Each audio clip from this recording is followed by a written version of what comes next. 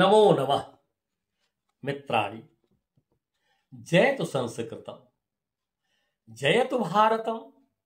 अहम डॉक्टर हरिनारायण उपाध्याय इति YouTube channel उपरि भवतां भवतीनां च सर्वेषां सर्वासां च मनसा वाचा कर्मणा हार्दिकं अभिनंदनम अभिवादनम च व्यवहराम एवं च प्रस्तोमि एकम संस्कृतम सुभाषितम।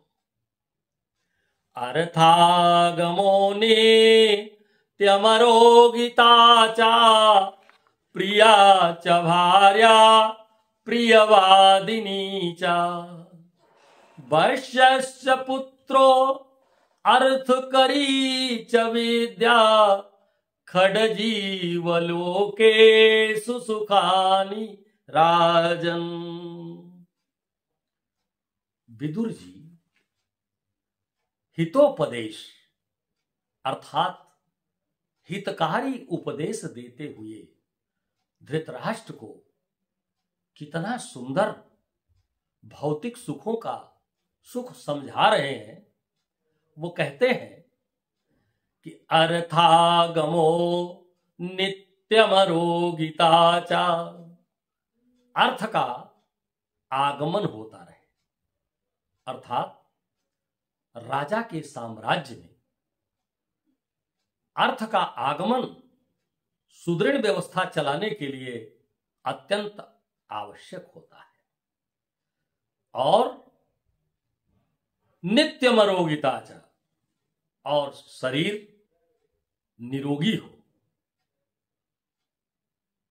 प्रिया च भार्या, पत्नी प्रिय हो तथा प्रिय बोलने वाली हो, क्योंकि यदि पत्नी प्रिय बोलने वाली नहीं है तो जीवन नष्टम को हार्या।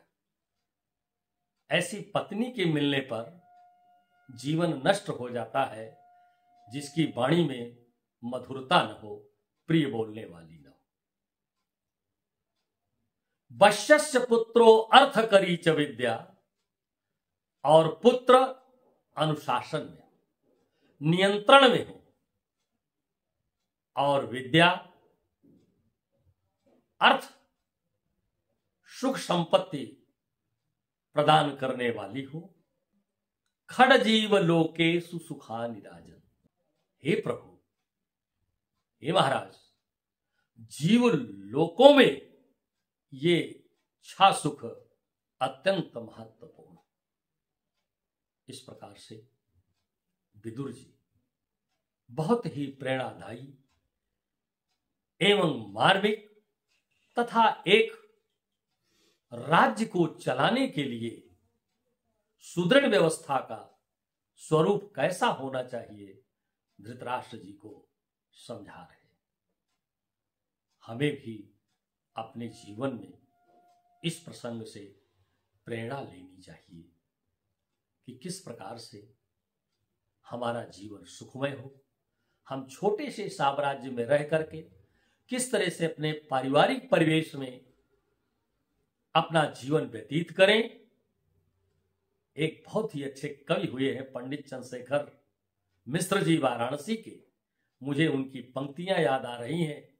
वो कहते हैं कि भूयस माई आसमान ये सुबापुरा है, भय है रे भाई मनो बिमलो विचारदा। और बस में सपूतरा है, बल में यकूतरा है, शस्त्र जोर शास्त्र दूनहुक जानकारदा। बाप के पगड़िया जे ऊंची राखे सब हवा में, बेटी यस बेटी दून कुल उजियारदा। जवने का देखी देखी देवता तरसी जाला, जिंदगी दत नाथ जस परिवार दा। पारिवारिक परिवेश किस प्रकार से होना चाहिए, ये पंक्तियां शायद आपके हृदय को उद्वेलित करेगी। और इन पंक्तियों का प्रासंगिक वर्णन मैंने इसलिए किया कि इहलोक में रह करके इहलोके सुखम भुक्त्वा चांते सत्यपुरम जजऊ, स्कंद पुराण रेवा खंडे सत्यनारायण स्वामी कथा में ऐसा वर्णन आया है।